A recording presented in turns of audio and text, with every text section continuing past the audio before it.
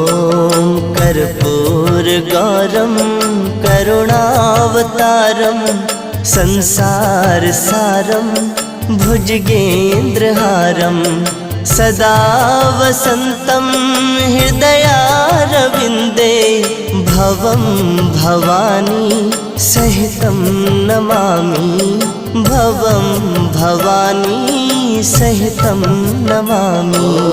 कर्पूरगौरं करुणावतारं संसारसारं